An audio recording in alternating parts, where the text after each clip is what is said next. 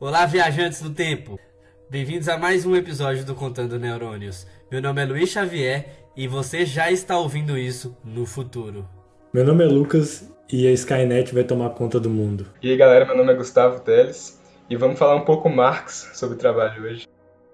Vai tomar no cu, seu Armando! Chovia o caralho! Choveu pra caralho aqui em Belford Roxo, seu filho da puta!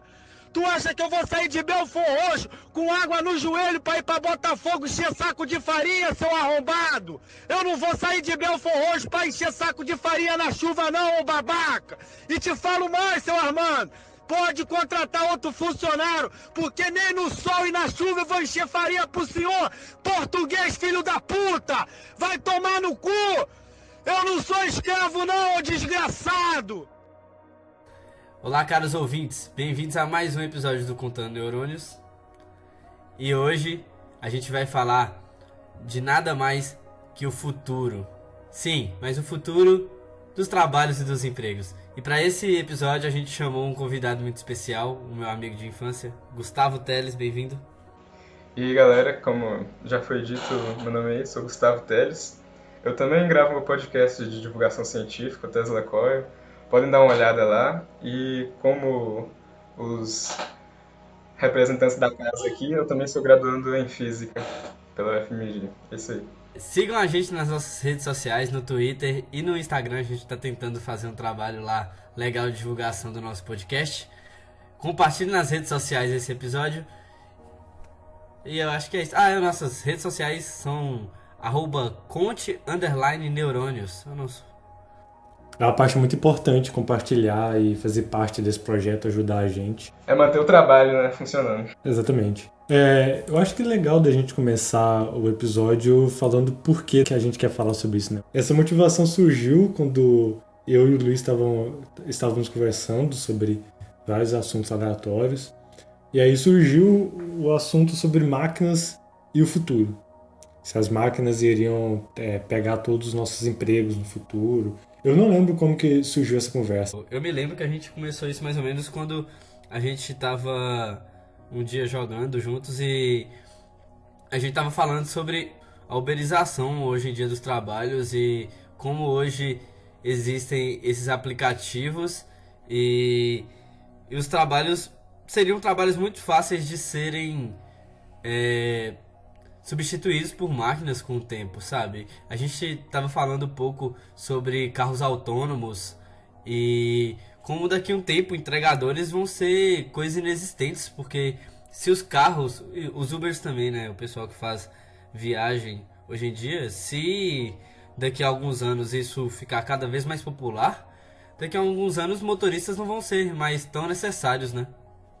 Sim, Luiz, por exemplo, a profissão antigamente de cocheiro, as pessoas que cuidavam dos cavalos, que eram os meios de transporte. Quando surgiu a tecnologia do carro, todo mundo que era cocheiro perdeu o emprego, né? Então, é muito importante a gente pensar nisso, porque é a forma como nós nos relacionamos com o mundo, né? Trabalhar. Um terço do dia, né? Se você for saudável, você dorme 8 horas por dia. E outro terço do dia, né, as outras 8 horas, é trabalhando. Então, a gente parar um momento para refletir sobre como nós vamos nos inserir nesse futuro, né? Um terço da nossa vida, o que vai acontecer daqui para frente é muito importante.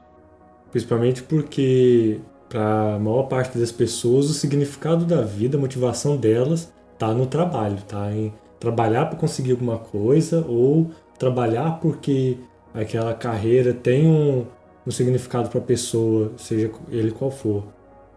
Ou trabalhar para sobreviver, né? Exatamente, que é geralmente a maior parte da população.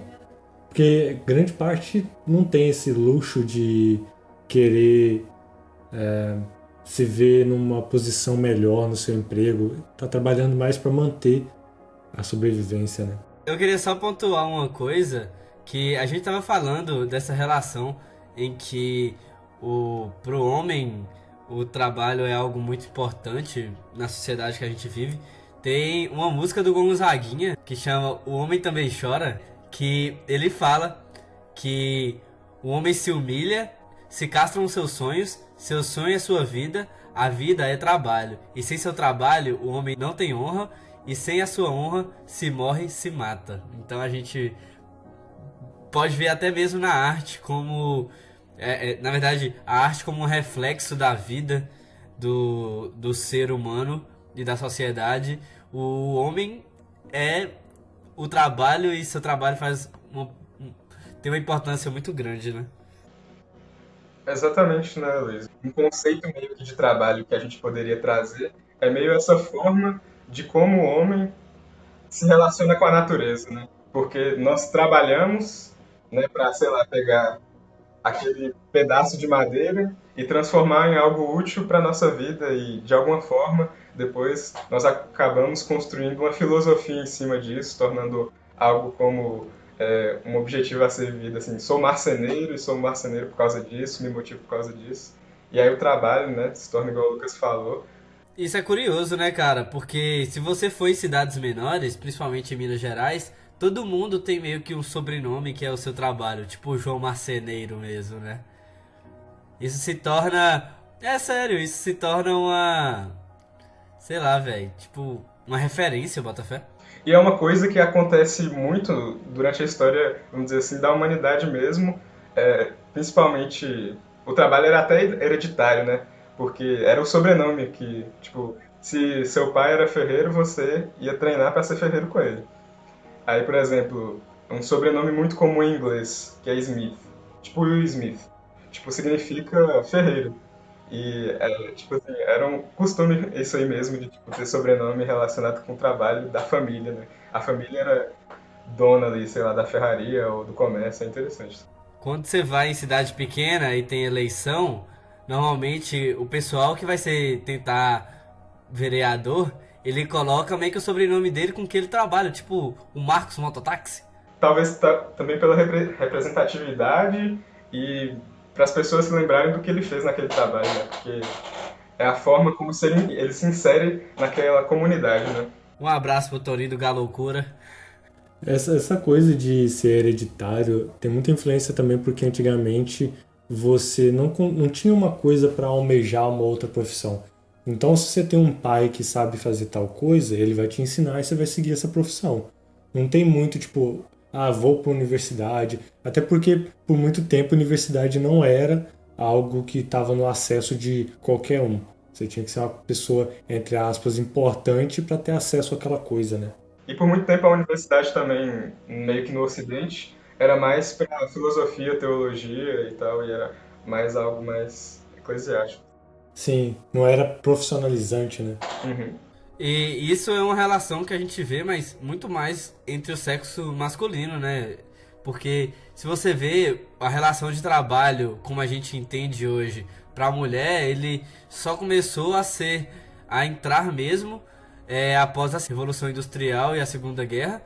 A partir daí que a mulher entra no mercado de trabalho propriamente dito, né? Porque, tipo, quando a mulher cuidava dos filhos e da casa, não era considerado um trabalho. A mulher não trabalhava, né? A gente estava falando isso sobre o trabalho dar um objetivo de vida, talvez, para a pessoa. Em sociedades em que a mulher está mais inserida em mercado de trabalho, tem objetivos de vida como se desenvolver no mercado profissional, né? Que tem essa mentalidade, vamos dizer, mais desenvolvida com relação ao trabalho, tipo, que aconteceu antes, tipo na Europa, assim, demograficamente, os casais têm menos filhos, né? Porque sai desse espaço, né? Que nem você falou, Luiz. A mulher serve para ter filhos, algo estranho assim, e passa a ter diversas funções dentro da sociedade, o que é um avanço muito. E aproveitando que a gente já está mais ou menos falando do trabalho e como a concepção de trabalho está mudando com o tempo e a inserção das pessoas nisso, é importante a gente falar um pouco então do conceito de trabalho, o que é o trabalho então. Não na física, porque trabalho na física é outra coisa. Então, mais ou menos, o conceito de trabalho seria isso, né? Que também se fala em praxis, né? Que é a forma como o homem se relaciona com a natureza e como ele modifica a natureza por meio das suas ações. Tipo, essa produção sobre o tempo, de acordo com o tempo tem a produtividade, aí tem todos esses aspectos que vão entrar também dentro do sistema econômico capitalista. A ideia de trabalho, será que é algo que existe simplesmente num sistema capitalista ou não? Na verdade, depende, né, do conceito de trabalho, porque divisões de tarefas já existe há muito tempo. Então, se você chama isso de trabalho, então existe há muito tempo. A nossa percepção de trabalho, ela está associada ao sistema econômico, né? Mas ela existe de formas diferentes, né? A percepção se altera quando se altera esse sistema econômico, Sim. né? Igual se a gente fosse para o feudalismo, o trabalho seria já diferente, porque também as classes econômicas e sociais mudam e etc. Mas como a gente está no sistema econômico capitalista, é melhor a gente se ater a isso, porque o futuro, né, é capitalista. Essa coisa do trabalho mudar conforme o tempo é uma parada bem interessante, porque uma das coisas que mais tem feito o trabalho mudar é a tecnologia. Tanto com a Revolução Industrial, quanto hoje em dia que você tem... eu não sei qual nome que vai se dar, ou se já existe algum nome para essa revolução que a gente está vivendo hoje, mas a gente está vivendo uma revolução. A gente está vendo o início de uma mudança, principalmente com coisas como Uber e outros aplicativos, carros autônomos, e inclusive tem sistemas de entrega via drone. Então é uma mudança que a gente está começando a ter agora. Se você que está ouvindo quiser pesquisar aí, ficar talvez esperançoso ou um pouco triste com o futuro, né, pesquisa aí Indústria 4.0, né, que é o nome que está se dando, né, para essa nova revolução de maior integração entre as máquinas, redes para trabalhar em toda a linha produtiva de uma indústria e retirar o humano. É mais ou menos isso aí, o nome é Indústria 4.0, quem quiser dar uma aprofundada. Eu só não entendi porque que você falou pro ouvinte que ele pode ficar esperançoso e triste ao mesmo tempo. Ou triste, né? Depende de como a pessoa vê essa mudança ou de como ela se insere dentro desse mercado, né? Se for uma pessoa que vai ser, talvez, substituída pelas máquinas, fica triste. Se for uma pessoa que tem essas condições para se manter no mercado, vai ficar feliz, né? Se você for rico também, né? O futuro sempre é bom quando você já está numa família rica. É muito difícil sair. O que muda com a tecnologia bastante, assim, talvez a forma como nós lidamos, né, com a produção, né, com o trabalho, as máquinas que passam a trabalhar, né? E o que é muito interessante para a classe que é dona dessas máquinas e que é dona da produção é que a máquina, né, ela não tem direitos trabalhistas, ela não dorme, não tem férias, quando ela quebra, só dá umas batidinhas ali, verificar. Sim. E outra que ela produz muito mais, né, com o tempo. É interessante analisar como o sistema, de acordo com que a história e o tempo passou, como a relação de trabalho e as situações mudaram, né? A gente tinha ali durante o feudalismo muito mais castas sociais e os trabalhos eram muito mais manuais, e com o tempo, a partir ali do TA e da máquina a vapor, você tem uma relação de trabalho cada vez mais produtiva, em termos de alta produção, e cada vez mais competitivo para o trabalhador em si. Mas com o tempo a gente vê que a partir do século XX parece que os trabalhos repetitivos têm cada vez mais chances de diminuir, né? E de serem substituídos justamente pelas máquinas que podem fazer esses trabalhos repetitivos. E mesmo quando você tem uma pessoa fazendo esse trabalho repetitivo, você nota que essa pessoa nessa linha de produção está substituindo o que seria o trabalho de várias outras se você não tivesse essa linha de produção. Então já na Revolução Industrial você tem essa troca de várias pessoas por uma, sabe, para produzir a mesma coisa, com o auxílio de um maquinário, etc. O que a gente vê é meio que um retorno ao início, né? Porque, igual o Luiz falou, antes da primeira Revolução Industrial, né, o trabalho manufatureiro, todo o trabalho precisava de uma pessoa só, né? Por exemplo, o alfaiate, ele sabia ele fazia o projeto da camisa, ele costurava a camisa e ele entregava a camisa. Depois, com as revoluções industriais, né, os trabalhadores que trabalhavam na linha de produção, eles eram alienados de seu próprio trabalho, porque eles faziam algo muito especializado, tipo colocar o botão da camisa, tinha um lá que só colocava o botão da camisa, né? que é o que a gente fala do Fordismo, que tem a esteira, né? Aí vai passando a esteira assim e a pessoa vai colocando os botões. Tinha esse trabalho alienante, que a pessoa só sabia aquilo, fazia aquilo, e aí, com essa aliança entre o conhecimento, a tecnologia e essas máquinas cada vez mais avançadas, a gente meio que volta a ter uma pessoa que supervisiona toda a linha de produção e retira essas pessoas, né? Acaba retirando essas pessoas muito especializadas. É interessante a gente poder falar também que justamente com essa mudança da tecnologia que a gente vem falando, que agora outros trabalhos estão sendo cada vez mais substituídos e tem uma possível substituição em breve, e a gente também vê o trabalho em massa que está rolando. Há pouco tempo teve aí meio que, entre aspas, uma greve das pessoas que faziam entregas, e o sistema que hoje existe com aplicativos é que provavelmente essas pessoas daqui a um tempo pode ser substituído também, né? Então eu fico pensando se na maior parte dessas vezes essas pessoas que já não têm uma condição de trabalho especializada e não têm carteira assinada por essas empresas que teoricamente fazem só o intermediário entre quem entrega e quem vende o produto, e como que fica para essas pessoas no futuro, sabe? Quando possivelmente essas tecnologias puderem substituir esse tipo de entrega e coisas do tipo. Isso é interessante, Luiz, porque, de acordo com o jornal Valor Econômico, né, cerca de metade dos trabalhos existentes hoje no Brasil podem ser substituídos por máquina. Então, as pessoas que têm aí o privilégio de não serem substituídas por máquinas no futuro, então, né, são minoria. O que acontece? Que o interesse do sistema econômico e de quem detém, né, esses meios de produção mesmo, é avançar e avançar. E o trabalhador que ele é consciente do que está acontecendo em relação a ele acaba fazendo isso não com o intuito de barrar, né? Mas sim de que ele não seja esquecido no meio desse caminho de tanto avanço, né?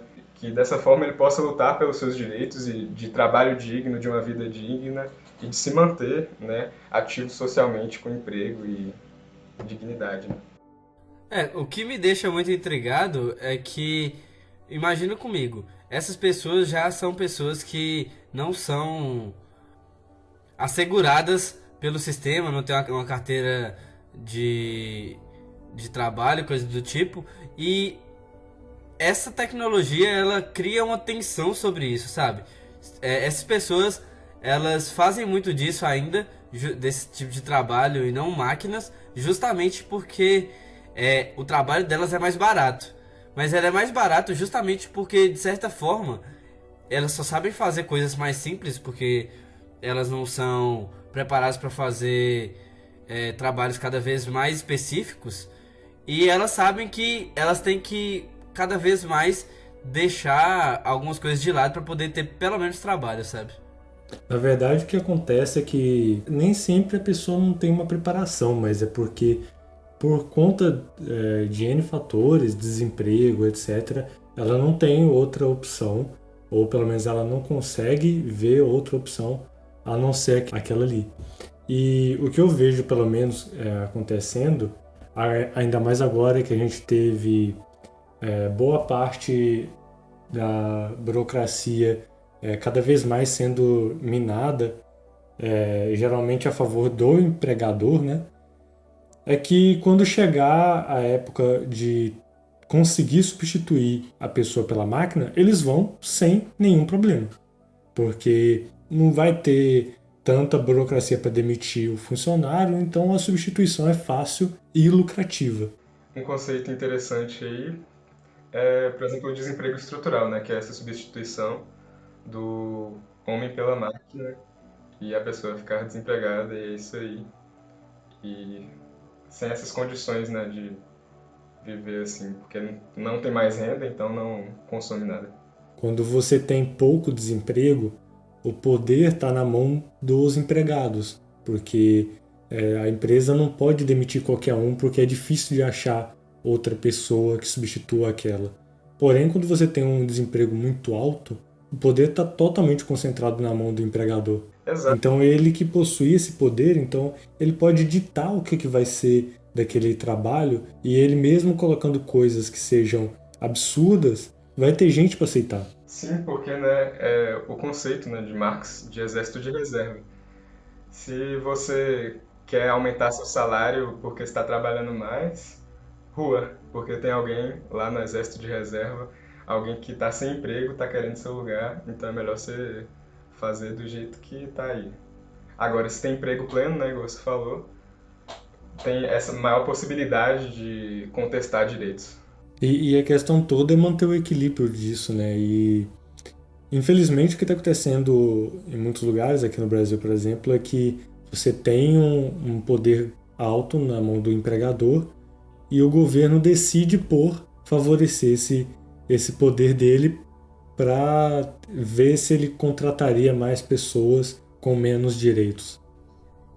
Isso é um reflexo justamente também de várias reformas que vem tendo aí durante o tempo, principalmente aí nos últimos governos do Temer e atualmente no do Bolsonaro, que é uma pressão principalmente do mercado estrangeiro e também das pessoas da burguesia e coisa do tipo, né? Que quem detém o meio de produção, que é passar algumas reformas como a trabalhista e da Previdência, justamente para cada vez a mão de obra ficar mais barata e cada vez mais fácil para quem entrega, né? E isso é muito interessante porque é uma dança, né, praticamente assim, que não é muito a favor dos trabalhadores. Apesar de serem maioria, quem detém o poder político é quem tem mais recursos, né? Então acaba que vão colocando as suas pautas de reformas e aí depois vem os motoristas, por exemplo, de aplicativos e fazem greves para tentar conseguir alguns direitos de volta e é uma coisa bem longa, acho que uma dança, né? Vai e volta. Um tenta conseguir seus direitos e o outro reage, né? E aí é complicado. O interessante de se falar é que muita gente tem um pouco de preconceito com certos autores, como o próprio Marx, etc., que por mais que o Marx tenha, ele seja um pouco datado, né? Porque quando ele pensou nas coisas que ele pensou tipo, na primeira Revolução Industrial, então tipo, ele faz muito tempo. Mas existem coisas que ele estrutura e ele pensa que dá para ser aplicado hoje em dia.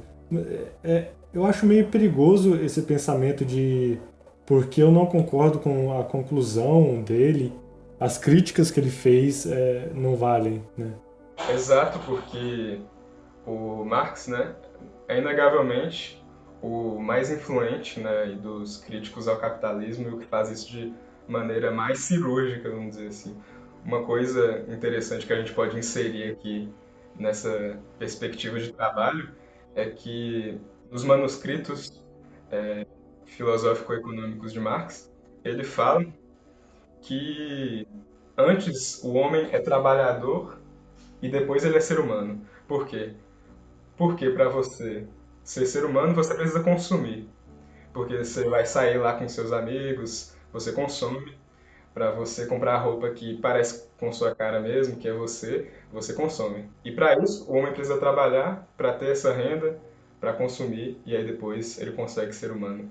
E é interessante pensar também a situação atual do trabalho nessa perspectiva também, né, juntar um pouco aí com o que a gente disse antes de conceito de trabalho, né? Antes a gente é trabalhador e depois é ser humano. E essas pessoas que vão se desempregando, tanto pela substituição das máquinas, ou que já estão desempregadas, ou numa situação assim mais difícil, elas vão sendo cada vez mais marginalizadas dentro desse sistema, né? Porque elas não têm acesso por não terem recurso, né? Por não terem dinheiro, e aí elas vão sendo cada vez mais embrutecidas e desumanizadas. E por isso que é importante pensar nisso também, né? Não só, vamos dizer assim, no nosso umbigo, mas o grosso da sociedade.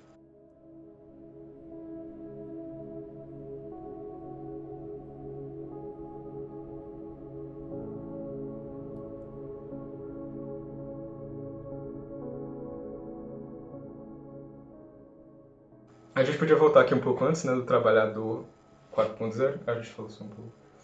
Porque o trabalhador 4.0, né, igual a gente tinha falado, é o cara que não foi substituído pelas máquinas, é o que conseguiu ficar lá, é o último sobrevivente, o que ficou de pé. E ele precisa ser uma pessoa extremamente informada, porque a tecnologia avança cada vez mais rápido, e aí ele precisa estar a par disso tudo para poder ter aquela supervisão humana em cima de todo esse processo, né? Por exemplo, existiam ali todo mundo de pessoas para montar, para administrar, para marketing. Aí quando substitui tudo isso por máquinas, ele precisa saber um pouco de tudo ali para poder estar a par da linha produtiva. E o interessante é que essa substituição, igual eu disse mais para trás, é que ela não é de um para um, né? Então, quando você faz a substituição de empregos, por exemplo, agora os empregos que você precisa é do cara que mexe na máquina, gerencia ela, faz ela, etc. Essa substituição não é de um para um. Você não precisa de 200 caras para ficar revisando a máquina. Você precisa de um cara só. Então, há um corte gigantesco aí de empregos. E um cara muito bem informado, o que também pode afetar também a qualidade de vida dessas pessoas desses sobreviventes, né, ao desemprego, que tipo é uma pessoa que vai ter que se dedicar muito a isso, sabe? Porque um oceano de informação que a pessoa vai precisar ter para poder estar competente a isso. E aí, né, a qualidade de vida para se manter nesse mercado vai descendo. Sim, cada vez o trabalho fica mais restrito a pessoas com mais conhecimento, né? E com mais específico também. E já que você falou desse trabalhador, seria interessante a gente falar sobre isso, né? Quais que são esses empregos que vão existir no futuro? Porque, por exemplo, se a gente pensar na questão somente de substituição por máquinas, tem empregos que, pelo menos com o conhecimento que a gente tem hoje em tecnologia, muito dificilmente vão ser substituídos por máquinas. Empregos que são criativos ou que necessitam de uma complexidade grande. Por exemplo, tecnologia da informação, né, TI, que Sim. vamos dizer, vai construir a máquina, né? Os programadores das máquinas. Exatamente. Porque hoje, pelo menos hoje em dia, não se tem uma máquina que consiga programar outra, né? Se chegar nesse ponto, Skynet, e é isso aí, galera. Não, já tem, né? Inteligências artificiais que programam, mas ainda é algo também. Geralmente é uma coisa mais específica, né? Não é como se você conseguisse criar uma máquina que conseguisse criar outras máquinas diferentes dela ou coisas assim. Sim, ainda necessita desse ser humano aí. E tem outros trabalhos também que não me vem à mente agora. É interessante também pontuar que muitos trabalhos vão desaparecer com o tempo justamente por causa disso também, né? Como trabalhos repetitivos e trabalhos que hoje socialmente não são tão bem falados também, né? Tipo, se você vê, empregadas provavelmente é algo que vai ser substituído com o tempo também, justamente porque, no geral, hoje a gente tem máquinas que já fazem há muito tempo basicamente o que empregadas fazem. Só que interessante a gente falar sobre é que empregadas domésticas. Por algum motivo, o brasileiro tem uma relação com empregadas que outros países no mundo não têm. Então, em outros países, empregados já não existem mais, enquanto no Brasil ainda é um trabalho que muita gente faz, sabe? Porque, pensa comigo, existe máquina de lavar, já existem aspiradores de pó que fazem o trabalho sozinhos. Já existe, sei lá, máquinas de lavar prato.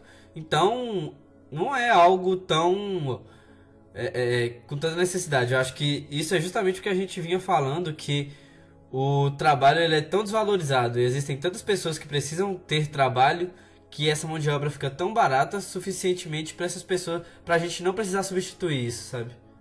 Eu ia falar exatamente isso.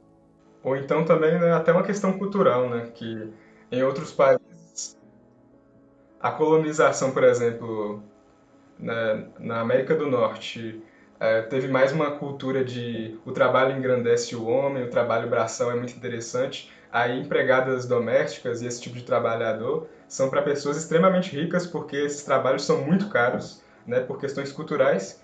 E aqui é exatamente o contrário, né, que o trabalho braçal, ele é completamente desvalorizado e aí, tipo, a- até pessoas assim de classes econômicas mais medianas têm dois, três empregados que vão toda semana e fazem esses tipos de trabalhos que você citou, Luiz. É interessante essa questão cultural também, né? Que talvez a tecnologia vai acabar afetando também. Um dos trabalhos que não vai ser substituído no futuro são justamente alguns tipos de prestação de serviços que são necessários conhecimentos, talvez não tão específicos, mas que vão ser mantidos. Tipo, por exemplo, o eletricista que faz avaliação de casas. É um trabalho que vai ser mantido futuramente, justamente porque são pessoas que fazem um trabalho específico, mas que não tem grande formação, né? Encanador, esse tipo de coisa. Sim, normalmente são cursos técnicos e coisas do tipo, pelo menos hoje em dia, né? É porque é mais fácil uma pessoa aprender do que você investir para uma máquina saber fazer tudo, porque qualquer imprevisto a máquina teria que saber lidar com aquela coisa, né? Nesse papo também das casas inteligentes, né? De que elas, quando existe algum erro ali, falta alguma coisa na geladeira, ou tem reconhecimento facial para a pessoa entrar na porta, esse tipo de coisa assim. A própria casa tem essa administração de problemas, né? Aí talvez não retire, né, esse ser humano, tipo eletricista, desse trabalho, mas provavelmente vai alterar como é que ele se relaciona com esse trabalho, né? Porque, vamos dizer assim, muda, né, o espaço de trabalho dele. E essa questão da mudança tecnológica e essa evolução que a gente vai ver nos próximos anos vai sofrer muita pressão nos próximos anos para não acontecer, principalmente porque com os empregos sendo tomados por máquinas, as pessoas não vão ficar paradas olhando isso acontecer. Ao meu ver, esse é um esforço que tem que acontecer porque para você desacelerar um pouco esse processo, né, para ter tempo das pessoas se adaptarem a ele. Porém, eu não vejo como impedir, né?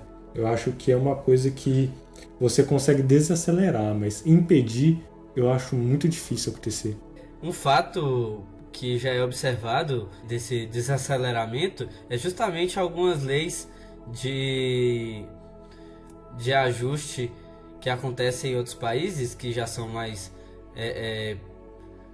economicamente melhores, por exemplo, o Canadá e os Estados Unidos, onde os drones são regulamentados e existe uma série de leis que você tem para poder usar ou não um drone.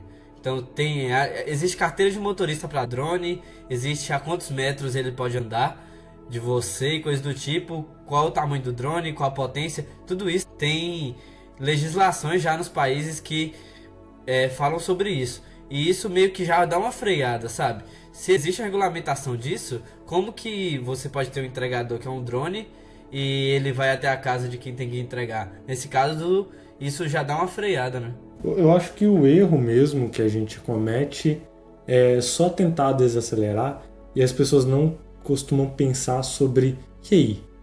Uma hora vai chegar, a gente tem que pensar em o que a gente vai fazer depois, qual o apoio que a gente vai dar. Por exemplo, alguns países estão surgindo agora a questão de renda básica universal, outras coisas como solução. Porque futuramente é quase inevitável você ter esse desemprego crescente, né? Porque você não vai ter tanto emprego. Exato, porque uma coisa, primeira, é que não é interessante ter um desemprego extremo, né? Porque, igual a gente tinha falado antes, primeiro a pessoa trabalha para depois ser ser humano. Então, se a maioria das pessoas está desempregada, ninguém vai consumir o que está sendo produzido. Então, para que ele vai produzir? Se não tem ninguém consumindo. E aí, tipo assim, é uma coisa meio que esse sistema acaba se regulando quanto a isso.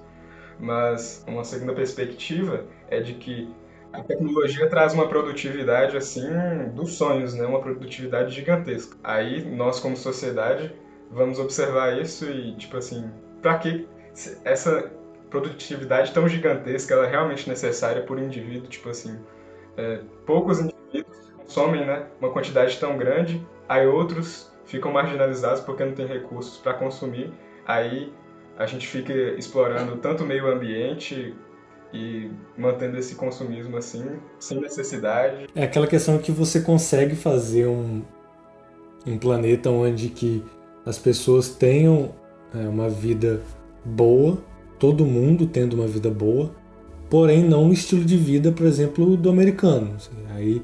Aí você já não tem planeta suficiente para isso, né? Exato, porque se a gente consegue produzir tanto, igual, por exemplo, um país que estava com essas ideias, que é a Finlândia, né, a primeira-ministra da Finlândia, disse que iria ali colocar necessário somente 4 dias por semana de trabalho, né? E aí os 3 dias restantes da semana seriam para o lazer do trabalhador, porque a gente produz tanto que será se no futuro também será realmente necessário que a gente continue sempre perseguindo essa produtividade gigantesca e produzindo cada vez mais, ou a gente em algum momento vai parar para pensar em como tá essa relação, né, de qualidade de vida, nossa relação com o meio ambiente mesmo, e nossa relação de nós como seres humanos, né? Como é que a gente está se construindo? A gente só quer ser trabalhador ou a gente vai construir uma própria identidade também e não se submeter a essa produtividade? É muito interessante também poder pensar que hoje quem é trabalhador, principalmente as pessoas que são mais pobres, não existe um momento de lazer para essas pessoas, sabe? E quando existe um momento de lazer, alguém vai falar, lá, ó, tá achando que tá começando a ficar rico, e aí, ó, indo pra festa e não sei o que. Então, não existe momento de lazer pra quem é pobre. Parece que quem é pobre só trabalha, tá ligado? Então...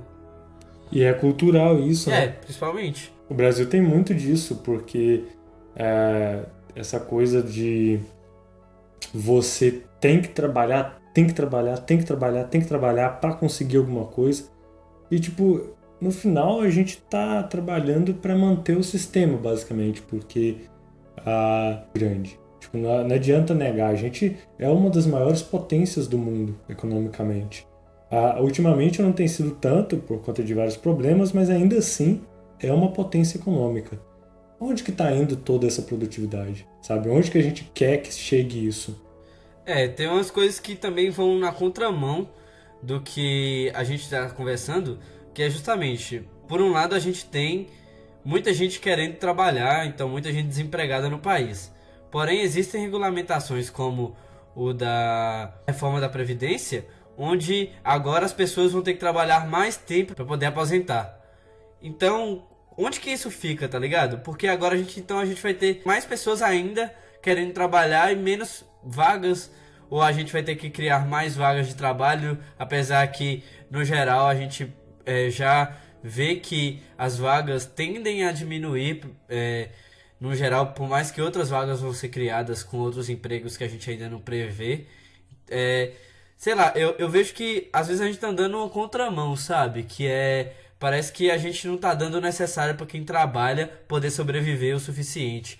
Porque às vezes eu fico pensando, se tem tanta gente trabalhando, por que a gente não diminui a carga horária dessas pessoas trabalharem e bota 2 pessoas para trabalhar no tempo que uma ia trabalhar? É lógico que é mais caro para quem para quem é o empregador, né? Mas eu tô cagando para quem é o dono da empresa.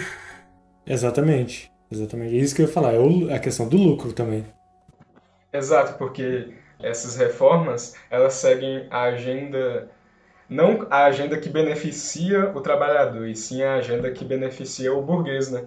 Porque é igual a gente estava falando antes. Tipo, qual o sentido disso? Um futuro tecnológico em que a gente aumenta a produtividade em escalas astronômicas, porém a pessoa continua trabalhando a mesma carga horária, sem qualidade de vida. A pessoa trabalha por mais tempo e tem uma vida de descanso menor. Qual o sentido disso? É sempre uma busca cega pela produtividade e nenhum retorno para o trabalhador, só alienação e desumanização? É esse o ponto assim, também dessa questão. Uma coisa que eu fico pensando é que isso vem muito porque nossa política ainda tá muito presa a esses moldes, tá ligado? Imagina comigo, a pessoa que tá governando, ela vai receber lá a doação pra campanha eleitoral dela lá.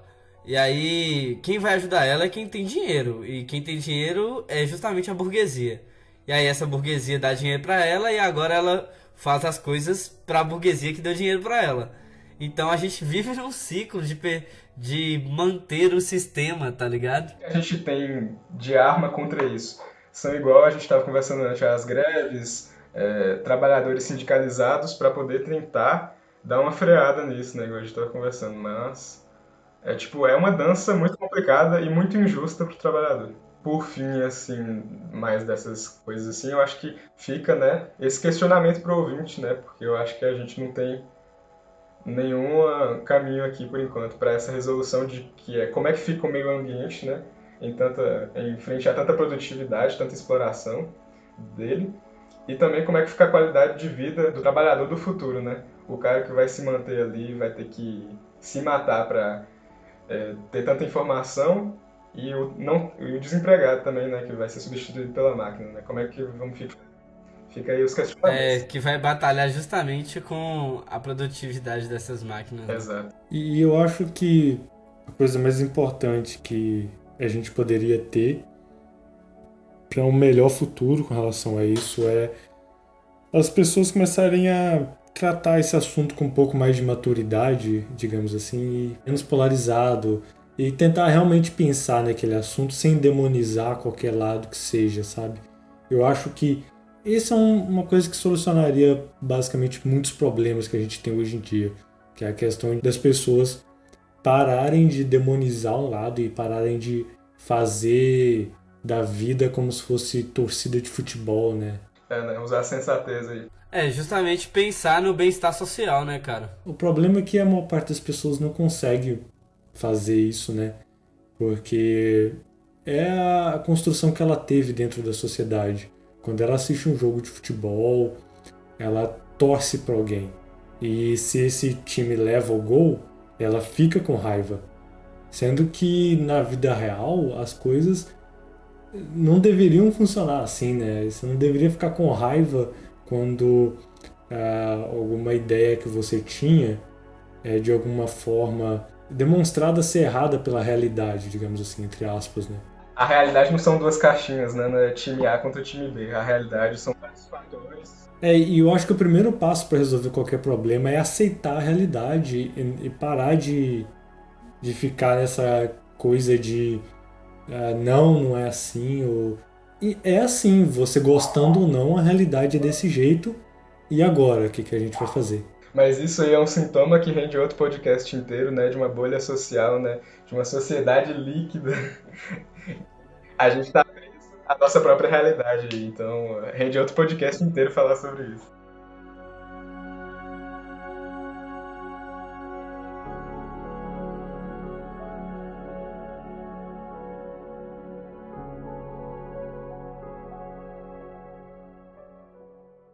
Eu acho que seria interessante também a gente falar agora no finalzinho sobre a ciência, o que o trabalhador, né, científico, o pesquisador, como que ele entra nessa coisa.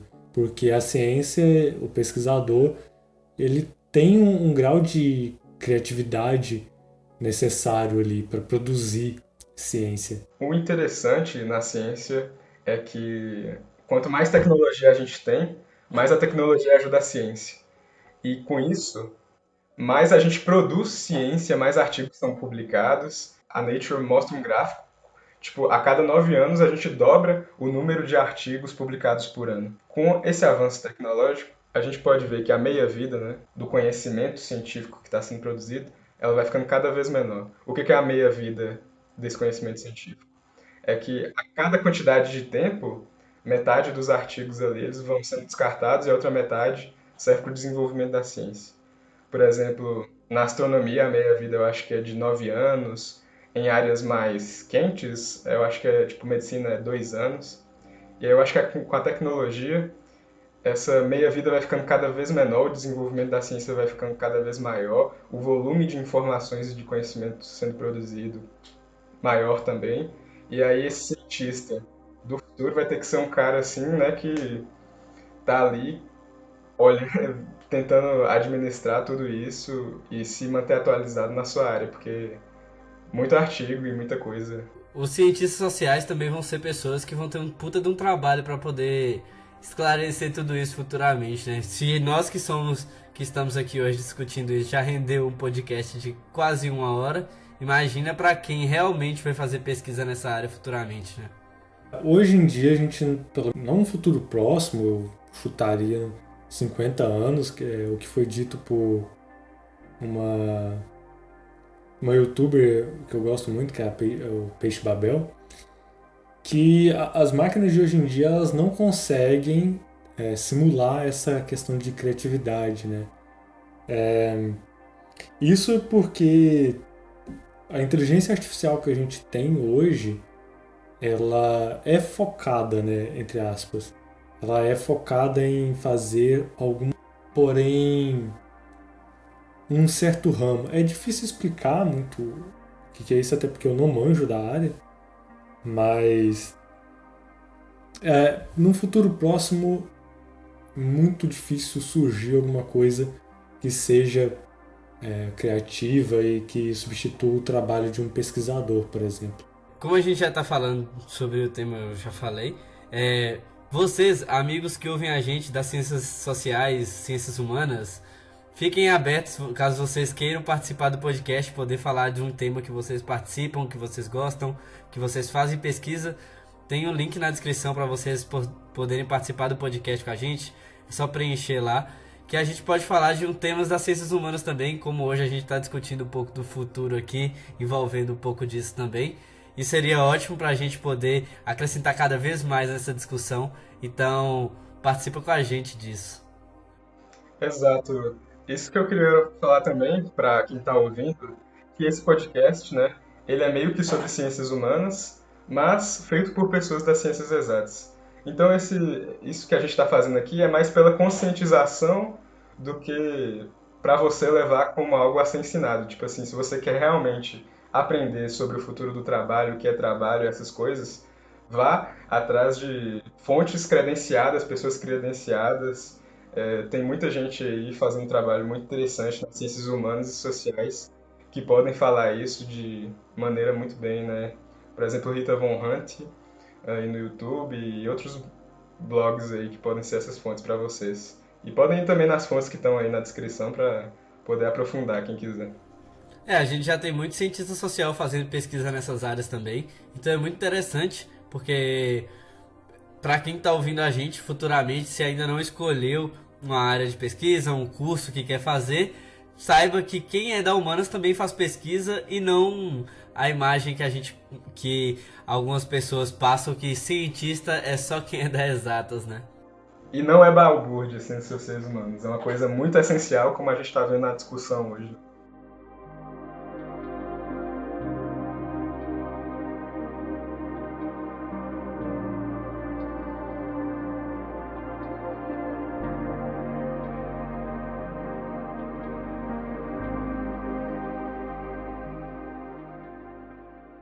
Queria finalizar então para agradecer o convite do Luiz e do Lucas aí para a gente gravar esse negócio, foi muito interessante. E Nossa. esse negócio, esse trabalho aí que a gente fez foi muito interessante sobre o futuro do trabalho. E muito obrigado pelo convite, muito obrigado por você que ouviu até aqui, ter dado essa atenção aí para informação, né, também de fonte confiável, né? Não, que isso, mano. Você que agradece, tá show. Você que agradece. Eu queria agradecer também todo mundo que ouviu a gente, por ouvir até aqui. Obrigado por participarem, compartilhe com os seus amigos isso. E esse podcast é mais para abrir uma discussão, caso você queira falar de algum erro ou acrescentar mais essa discussão. Nossas redes sociais estão sempre aí abertas. E então você pode vir aqui também para a gente poder falar mais, cada vez acrescentar mais sobre essa questão. E é isso, muito obrigado a todos e até o próximo episódio. Ou você pode simplesmente cancelar a gente. Galera, se vocês ouviram até aqui, Compartilha, que ô Luiz, estoura o áudio agora. Compartilhem! Pronto, aí. Dá trabalho pra caralho essa porra, trabalho. Eu não vou sair de Belfort Roxo pra encher saco de farinha na chuva não, ô babaca! E te falo mais, seu Armando! Pode contratar outro funcionário, porque nem no sol e na chuva eu vou encher farinha pro senhor! Português, filho da puta! Vai tomar no cu! Eu não sou escravo não, ô desgraçado!